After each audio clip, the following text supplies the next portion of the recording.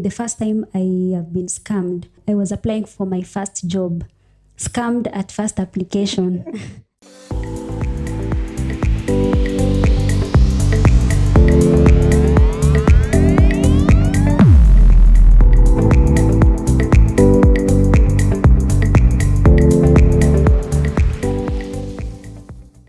Hello and welcome to our podcast where we talk about matters affecting society. My name is Pendo Setim and today I am joined by Emily. Yes, Pendo, thank you so much for having me in the show. My name is Emily Mule. Today we are going to talk about matters online scamming and scamming in general, where we are going to discuss about how people get scammed, the ways that scammers use to lie to people into convincing them to giving them their money. Yeah, so starting off with this discussion, have you ever been scammed? Yes, I have. Yes, I was scammed severally, but I think today I know better. So of late, I've not experienced the same. Yeah, because 90% of the people I talk to, that is in my case, wengi wanasema wamepitia scamming once in a while in their life. Now, I think it's an issue that people need to know about because mtu anaweza sema hawezi scamiwa, but if you look at the statistics, scamming haichagui IQ, haichagui intelligence. The scammers have their own ways of doing that. Yeah, maybe you can tell us your experience. Yeah, thank you. I've been scammed not once. Then maybe I can give you one of my experience, how it went. So there was this person who sent me a code. Let me just call it, is it a pin or a code? And so they said it was sent to me by mistake. Because the person was claiming that there was a shipping of some goods from abroad, from China, I think. And so he said that was the unique code to the load or the cargo. And so it was sent to me by mistake. So he was pleading with me to keep it a secret because he was saying that the cargo was worth millions. And so I promised him I will not disclose it. He told me to delete it. And so I told him I've done it and I will not disclose it. So, and that was it. A few hours later, he calls back and then he says, you know what? Because you are so faithful, you are so good, you have done it, you have kept it a secret, I'm going to reward you. Okay. So he said he was traveling from, I think, Mombasa to Nakuru because he had asked me where I was and I told him I was in Nakuru. So he said he was coming to Nakuru to do some errands. And he said because I was good, I'd kept the code that I deleted, I didn't share. When he arrives, he will be giving me a goat. A goat? Yeah, he promised a goat. Okay. As a token of appreciation. Yes. So I told him, well, you once you arrive in Nakuru, give me a call, we can meet. And then he calls later, a few hours later. He told me, you know, I'm stuck, I've been robbed and blah, blah, blah, a lot of stories. And then he tells me, please send me some fare because I've been robbed everything, that kind of a thing. And I sent him some money. Okay. Because he told me he needed now he was around Mukambani. So he needed to be Nakuru. So he asked me for close to 1,000, I don't remember clearly. Or more, around 1,500, I think. Because then the fare was not too much. Ilikuwa miaka mingi nyuma. Na mimi, because nilijua mbuzi inakuja. Ulikuwa unangojea hiyo mbuzi. Nilikuwa nangojea mbuzi. Nikamtumia hiyo pesa. Then me, I knew he was coming. Usiku wa manane. Because now it was getting night. He calls. Akasema sijui nimefika wapi, hiyo pesa ijatosha, nini, akaanza story kama hizo. So he asked me for more money. At that point, I was alarmed. I knew there was something fish. So I told him, now mimi sina pesa tena ya kukuongezea. All I had I've given you. And then tukamalizana hivyo, akaniambia sawa, wacha nijaribu kwingine. So I slept The following morning I called the number, haikuwa inaenda through. I kept on calling, the number was not going through. The whole day, now the following day, mpaka jioni, number iheaded through. At that point, ukajua umeskamiwa. Nikajua nimeskamiwa. Nikajua this was not a genuine case. So that is I was scammed. Okay. Yeah. Lakini yako imeapia iko pesa mingi sana. Iko pesa mingi. Hiyo ilikuwa your first time. Was that your first time? Yeah, that was my first time I gave money. But initially also nilikuwa nimejaribiwa. Lakini nikajua. Ulijua instantly. I gave money. Okay. So that was my first time kupeana pesa. Yeah. So in my case, I can say the first time I have been scammed, I was applying for my first job. Scammed at first application. Sorry for that. Yeah, so I didn't know. So how it happened was like this. You see, these scammers sometimes send links to institutions, to trusted maybe WhatsApp channels. So I acquired a link out of those channels. Then I went on to apply for a job. I didn't know that I was going to get scammed. The email I was told to send my application, the first email, si unajua kuna hiyo email alafu kuna CC. So the first one ilikuwa a trusted company. So singekuwa na any other doubt kwamba this one ingeni lead to the other one. So nika apply hiyo kazi and I sent my CV, my cover letter and everything that was needed there. And instantly within around 20 minutes nikatumiwa reply. So ninaambiwa send me your working phone number. Nikatuma. And then from then tukaanza kucommunicate na that person mwenye I thought was the hiring manager whatever. Tukaanza kuongea, akaanza kuniuliza my experience. It was like an interview before an interview. Akaanza kuniuliza my experience, what I'm good at, my salary expectation and everything. So at that moment, hata singefikiria kwamba ninadanganywa kwa sababu the way that person was speaking, he was speaking in a way that you could easily trust that person. So we went on speaking, alafu akaniambia nimtumie some documents. So those documents, I didn't have them. So nikamwambia sina, maybe next time, kukikuwa na another opening, I will be able to send those documents because it's gonna take time kuapplywa. Akaniambia hapana, there's an easier way because looking at my CV, I was the most preferred candidate. So at that particular time, alikuwa anani manipulate, but I didn't know. So juu ya excitement nikaharakisha kufanya mambo, nikaanza kuapply hizo madocuments. Akaniambia he has someone mwenye anaweza nisaidia juu hizo documents zinatokanga within 2 weeks. And so akanisaidia, nikapata hizo documents zote. Ukiziangalia zinakaa so real. Lakini nililipa the required amount of money to apply those documents, but with an extra amount on top juu ya haraka. Akaniambia juu ya haraka, juu nimeamua kukusaidia. So I sent them. Hata hapo wakati huo sikuwa nimejua bado ninakoniwa. So he told me that at around maybe 2 hours from then atanipigia aniambie the outcome of my application. So I waited. But at that moment, he had linked me with the guy who was helping me with the documents.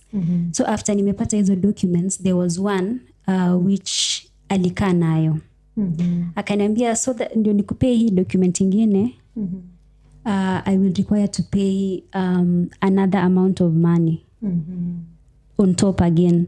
So roughly before aniambie nimwongezee ingine, nilikuwa already nishapeana around 4,000. So at that moment ndio nikarealize ni kama kuna venye instincts zangu zilikuwa zinaniambia ni kama umekoniwa. But looking at the way he was speaking to me, I had not come to that conclusion yet. So at the moment nikamtumia the money on top after all that. nikatumiwa the last document.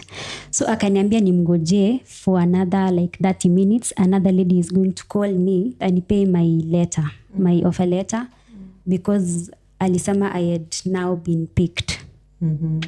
So I waited for the 30 minutes, and after the 30 minutes, she called me.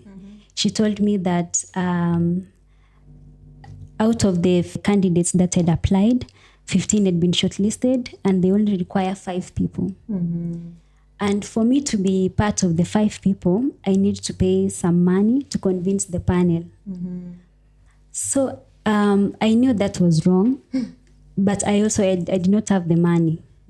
So kaniambia nimpe around 10 to 20 minutes, alafu nitakuwa nimepata hiyo pesa. Okay. So after the 20 minutes, mimi sikuwa na hiyo pesa. Nikamwambia I don't have the money, so it's still okay kama siwezi pata hiyo kazi. So the lady started telling me that how can I not have that money when the salary that I'm going to be given once I get the job is going to be more than what she's asking for. So I really felt bad at that moment. I knew that hiyo job imeenda tu hivyo na juu sina hiyo pesa. Baadaye sasa in the evening when I had accepted the fate of my application, someone told me that I had been scammed. Ndio asa akanielezea, akaniambia once mtu ukiapply something, once umeitishwa pesa for funny reasons, that is when you know you've been scammed. So I can say I don't regret what happened because I didn't know any better.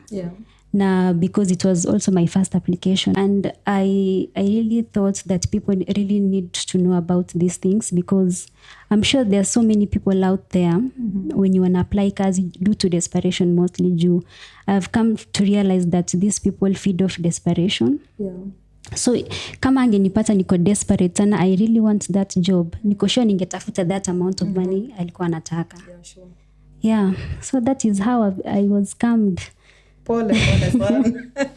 So at least I learned something out of it. So the scammers, like you have explained, those people are very, let me say, they are clever. They're very clever. They do their research. They have, if it means forging the documents, they will do it. They already have the rubber stamps in place. They have the logos. So that is why they were giving you those details that looked like they are genuine, whereas they were not genuine. So these people, they are so crafty. I can say they are clever. They are usually prepared. They do their research. Like me, it's only that today I know them. I know their approaches. I know their tactics. Most of the time they will call you, give you information about you. You are so and so, you work here, you live here. Hata anaweza kuambia your friend is this guy. Yes, they will even mention your friend because they've done their research to convince you. So they want to win your heart at that point, so that you are convinced this thing is genuine. It's genuine. From there, then they will go to the next step of now asking for those documents. And in most cases, wanajua kama the fresh graduates, mostly they don't have those documents. And even those who have them, like now, because I know the documents ni kama help, clearance, ESCC, good conduct, was in expire after 3 months. So wanajua hata kama ulichukua, most likely zime expire. Na utataka kuapply tena. So wanajua the chances of you giving that money iko juu. So after now convincing you, kwa sababu umejua sasa wananijua, watu wananijua kabisa, genuine. So kutoa pesa itakuwa rahisi, because watakwambia sasa toa pesa, tutengeneze hizo documents haraka. You know, this another strategy they use, watakwambia unajua wataanza kuharakisha mambo. Ukwambia harakisha. Job ilikuwa maybe the interview was next week, umekuja leo. Watakwambia sasa harakisha, you know, we are sitting in a panel this afternoon. You need these documents. So once umeona mtu ameanza kukuharakisha, that unastahili kujua hapa there is something. Because any company hawatatangaza job, waseme maybe this is the deadline for application, and then maybe this is the date for interviews, and all of a sudden they are changing everything with no reason, of course. Kwa sababu imagine the whole of Kenya, maybe your job iko Nakuru, kuna mtu anatoka Mombasa, Kisumu, maybe Northeastern. Your job ilikuwa maybe the interviews maybe were next week on Monday, and then umezileta on a Friday afternoon, and then you are communicating then.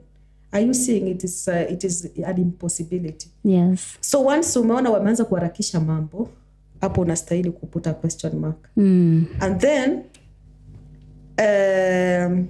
another thing you need to consider at that point is, why are they hurrying the process to ensure you have the documents, and these are people you don't know, they're not your relatives.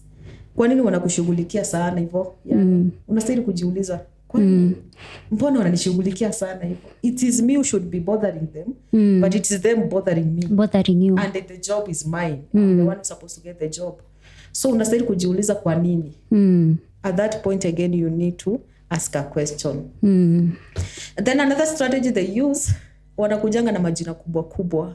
I'm Dr. so and so, I'm Professor so and so, I'm the CEO. Director. Yes, such terms. Umenikumbusha, unaona venye that guy alinipigia, alikuwa anasema is the head of communication in the Rift Valley region, and he has a friend anafanya kazi kwa Huduma Center, and the other lady, she's a doctor. So you see, walini confused totally too. Ili sasa uone, these are big people, those big titles, so that uone hapa siwezi kuoniwa na, these are genuine people. So they come with those big titles to convince you again uone wako genuine. Another strategy they use is like I said, they may use people you know, your friends, ama somebody una trust. Ili ujue, kama someone ametajwa hapa, then this thing is genuine. Then I don't have any reason to doubt. Because again, wanakuwa wamefanya their research.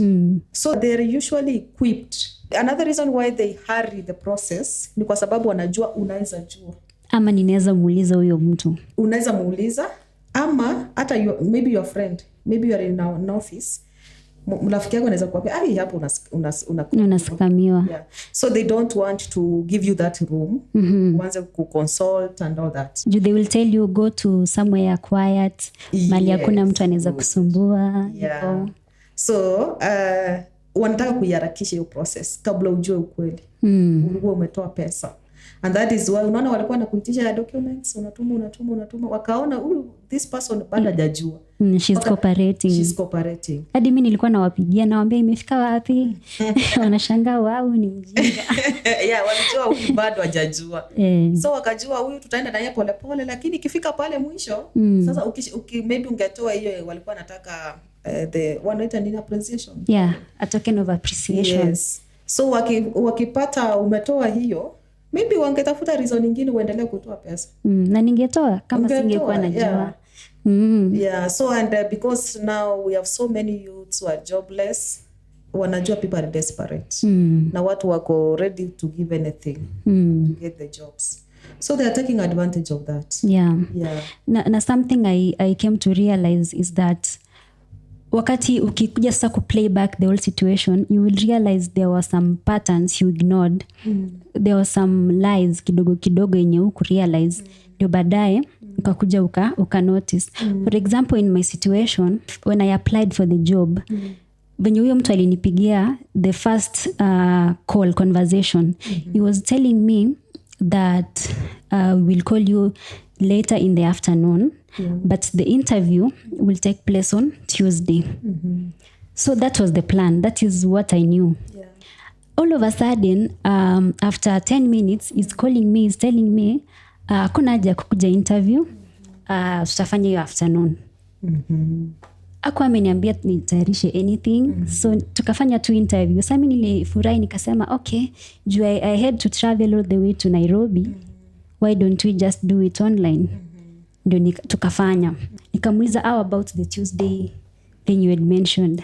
Akasema Tuesday ndio tunafaa niende hadi Nairobi once umeshachaguliwa ndio urudi Nakuru before uende ufanye sasa kazi the following week. So that was on Thursday. So he was telling me we do the interview Thursday afternoon. Tuesday I go to Nairobi, I pick some documents. Then the same week ya Tuesday I start working. So that was it. Later, after the lady called me, ananiambia ati give us the token of appreciation. People are supposed to start working on Monday. She never mentioned anything to do with picking the documents, but sikuwa nimerealize until later usiku. Sasa najaribu kufikiria nilikoniwa aje. Sasa najaribu kuona hizo lies hizo number 1. Someone can notice. Ukiwa very keen, you can notice some patterns. Secondly, niyo kukuwa na watu wengi involved. Unashanga huyu anajua huyu anajua huyu anakuambia pigia huyu, anakurifa. So that is something I didn't know. And since sijawahi fanya interview, like it was actually my first. So when I tell someone, mtu anashanga how can that happen? Yeah, those people, they're well coordinated. No, wanajuanga. Ndio maana alikuwa anakuambia sijui Dr. So and so atakupigia. They know. And in most cases they are in the same room. So huyo Dr. So and so anasikiza conversation vile inaenda. Anashikanisha. And at that point they know you are overexcited. That is why you may not be so keen on those small details. Yeah, wanacheza na psychology yako. So the thing is just be sober. At that point, hata kama you are so desperate for a job, try to be sober. Sikiza tu vizuri. Again, those red flags, mark them out. Mbona mtu anakushughulikia sana and they are not your relative, they don't know you, but they are out there to make sure you have this job. Again, mbona wanaitisha pesa kidogo kidogo. Most jobs, actually, I can say all of them. Mimi sijaiona a genuine job mtu anaitishwa pesa. Kama ni documents, utaambiwa tu kwa advert, these documents are needed. Alafu wachiwe hapo, wewe ushughulike ujue utapata documents. Lakini this is a person telling you, oh, we can do this for you, blah blah blah. That is a red flag. Yeah. Most jobs watakwambia don't pay. Actually, because watu wamejua now, the companies and organizations, they know that people are conned. So they will indicate in their advert, no money is needed from you or no money is required. There's that disclaimer. Yeah, kama ni documents wanahitaji pia watasema hapo. Wanataka hizo documents. And in most cases, hizo documents unabwangu uende nazo siku ya interview. So when you make up the application, they may not require them at that point. But when now you apply and you are shortlisted, you may be expected to go with them. Yeah. Na vile utazipata ni shauri yako. Then it's not their business. Yeah. So hao walikuwa nakuharakisha wakuundie documents, why? Nilikuwa nashangaa wanataka sana kunipea hii kazi na hata mimi sikuwa nimekaa chini nilipitana tu nayo nikasema let me apply. Yeah. Yeah, so those are the strategies. Yeah, con men. Yeah, they really know how to react according to the way you also react to them. Yeah, exactly. Yeah, and I think hii mambo na scamming, since most people wanadhani it only happens for a chosen few, I think they are wrong, because the same job that I applied, there was another friend of mine who also applied and she was conned a lot of money more than me. So tuseme yeye alikuwa nayo pesa, mimi sikuwa nayo. I was saved. Yeah, I was lucky. At least nilikuwa nimetoa pesa kidogo. Yeah. So mambo ya kukoniwa, we cannot say that it's for the foolish. And in fact, mostly I can say when you encounter them 1, 2, 3 times, utajua their tactic. But not 100%. Because they are always coming with new tactics. But kuna zile common unastahili kujiuliza na ujue na umaste, so that when they come next time you will be alert. Kama hiyo ya kutaka kukushughulikia sana, I told myself whenever I want to apply for a job, mimi sitapeana pesa at whatever point. I'm not supposed to give any money. Kama ni documents, I will look for the documents and then go with them siku ya interview. So any point you are being asked for money, you are not supposed to give money. What for? Because it is you need the job, you need the money. So they're asking again money from you. So it shouldn't be so. So scamming is not for the clever or the foolish. It can happen to anyone. It can happen to anyone. Yeah. Na mi sijioni kama nilikuwa mjinga or anything. Walikuwa werevu kunishinda, but mimi sikuwa mjinga. Sikuwa mjinga. I didn't know any better. Yeah, sure. So I think people out there are going to learn from such situations. I hope mtu asikoniwe the first time and apply for these things, because siku hizi vitu mingi ziko online. A lot of our personal information is online. So we really need to be careful on how we interact with people, on the information we relay out there, because anyone can be a victim of scamming. Yeah, scamming, we need to look at it from a diverse point. Perspectives. Yeah, don't limit it to job application alone. Watu wanaskamiwa online shopping. People wanaskamiwa in relationships. You get someone online, you date. You need to come and realize later. Amekuskam. So let us have a diverse perspective when it comes to scamming and online issues. Online things. Online is good. Imekuja imerahisisha mambo, you know. Today you can shop online, you can get anything you want from China direct, but also let us be careful. Yeah, let us be careful on what we do online. Yes. We've come to the end of this discussion, and I hope someone is going to learn from this. Until we meet next time, bye-bye. Thank you so much.